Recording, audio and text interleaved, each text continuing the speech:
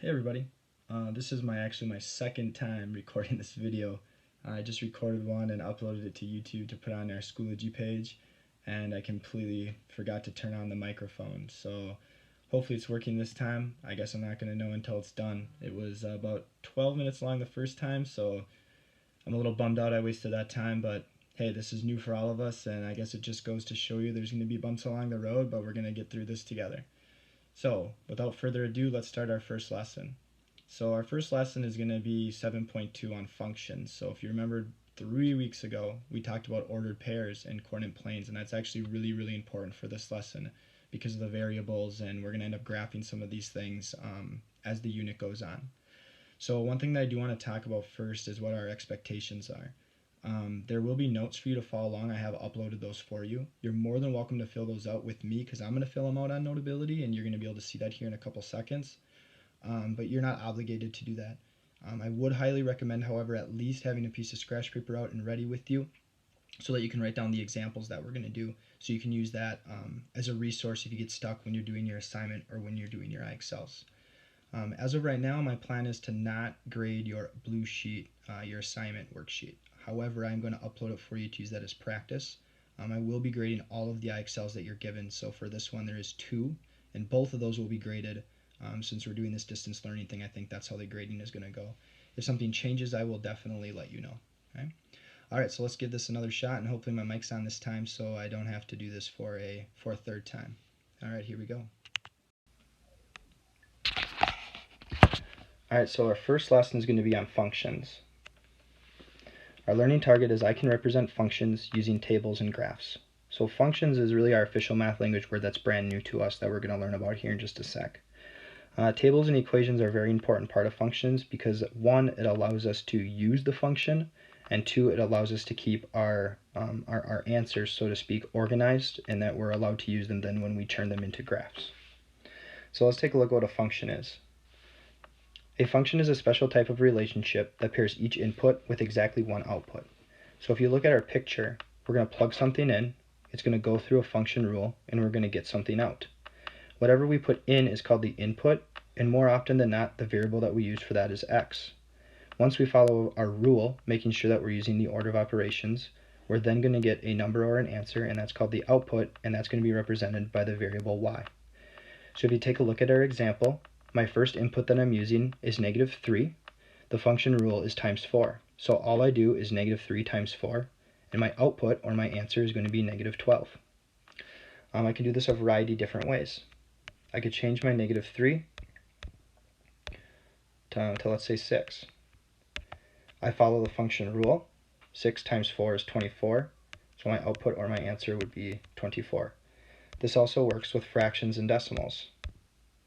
So if I want to use, let's say, my input 2 and 75/100ths or 2 and 3/4, my output is end up going to be 11. 2 and 75/100ths times 4 is 11. Now, the one important thing that you need to understand here in the definition is that it pairs an input with exactly one output. So for example, the only way I get my output to be 11 is if I use the number 2 and 75/100ths. The only way I get my answer, my output to be 24, is if I use the number 6. The only way I get my answer to be -12 or my output to be -12 is if I use the number -3. So it's very important for us to understand. So let's take a look at a couple function tables. Now, the function tables allows us to keep our numbers organized, and that's going to be really important when we move into the next part of our lesson. So number 1, Teddy earns $12 per hour. Make a function table to show his earnings after 1, 2, 3, and 4 hours. You'll notice that I've already marked the text to save us some time here a little bit. So the first thing I want to look at is the function rule. So you'll see that it's highlighted and circled. It says $12 per hour. That's the rule I'm going to follow. So if Teddy works for 1 hour, how much money is he going to make? If he works for 2 hours, how much money is he going to make? If he works for 100 hours, how much money is he going to make? We should know in this case that the per is telling us to multiply because it means for each hour, and he's getting paid exactly the same each time. So I'm going to do 12 times x.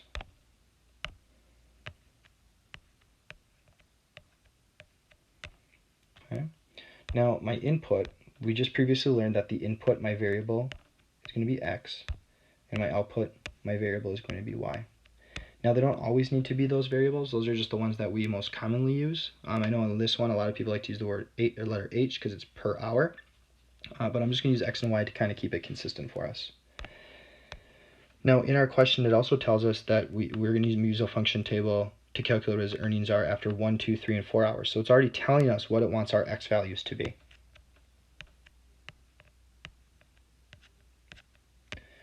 Now, the next part of our table is very simple. We're going to take our input, our X values, and we're going to substitute them into our function rule. So my first one is going to be 12 times 1. And my next one is going to be 12 times 2. And I'm just going to keep following this pattern until I've completed this section of my function table.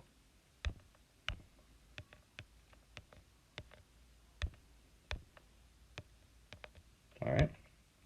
Now the next part is really easy. I just complete the problem. I'm going to evaluate. So in my first one, we just have 12 times 1 is 12. 12 times 2, 24. 12 times 3, 36. And 12 times 4, 48.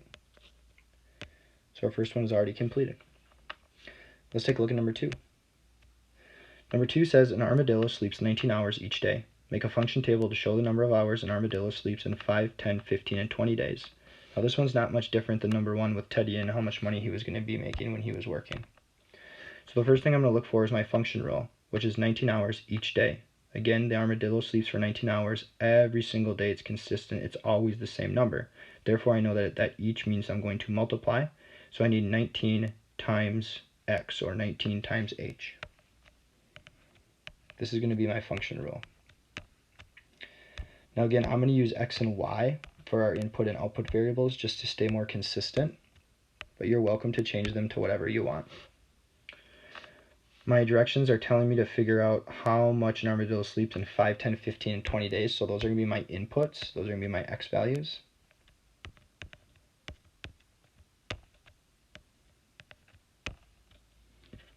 And then my next step is to use my substitution and plug those inputs into my function rule.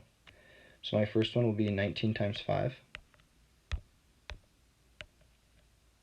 And then my next one is going to be 19 times 10. And again, you'll notice that it is a pattern because of the numbers that we chose. So I'm going to keep following this pattern until I'm done. 19 times 15. And my last one, 19 times 20.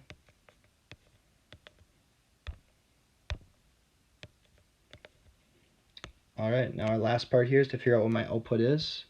So all I need to do is evaluate my problems, making sure that I follow order of operations, which isn't a huge issue this time because we just have one operation to follow.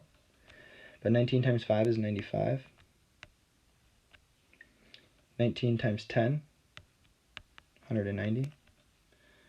19 times 15, 285. And 19 times 20, 280. So I'm done with that function table. Now one thing I do want to point out is my function rule is not always a multiplication. In our example up here, it was multiplying by 4. In number 1, it was multiplying by 10, and then number 2 was multiplying by 19. It could be adding, subtracting, multiplying, dividing. There could even be some exponents involved in some other various operations that we haven't learned about yet. One thing also that we may have is we might have a multiple operation function rule. The most important part that we need to follow through with when we're doing these kind of function rules and making sure that we follow our order of operations. So let's take a look at an example. Number 1, Kira is going to rent a scooter. The fee is $45 plus $5 for each hour it is rented. Write a function rule to describe the total cost of renting a scooter. Then find the cost of renting a scooter for 1, 2, 3, and 4 hours. So this question is asking us to actually do two things. We need to write a function rule, but then we also need to fill out this function table to figure out what the cost of the scooter is for the hours that they're giving us. So the first thing I notice is that my function rule is going to be beside that second sentence, $45 plus 5 for each hour. So I know no matter how long Kira rents the scooter for, it's going to be $45. But then it also is going to charge me $5 for every hour that she rents the scooter for.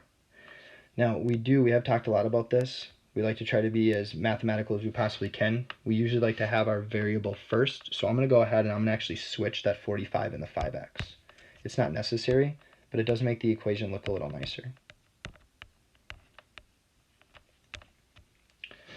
Now once again, this problem gives us our values for our input in 1, 2, 3, and 4.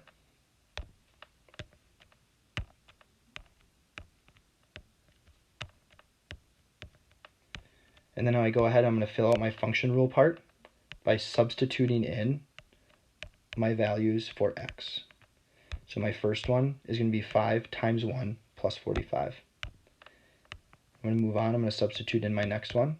So now I'm going to change that 1 into a 2. And I'm going to keep going until my table is full.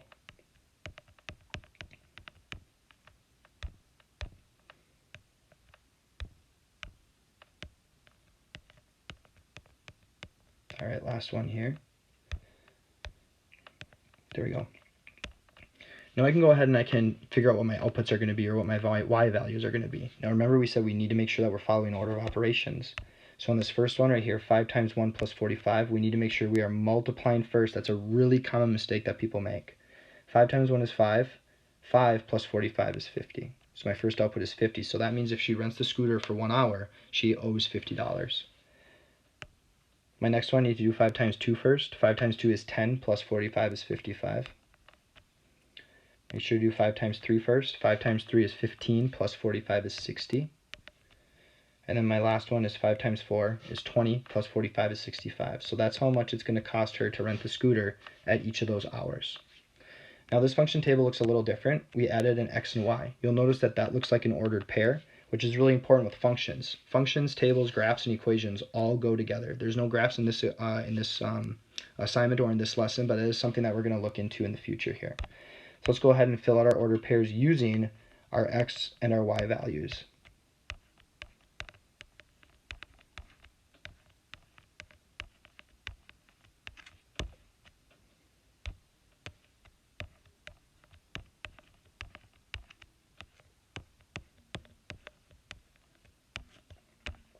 All right, and there we have it.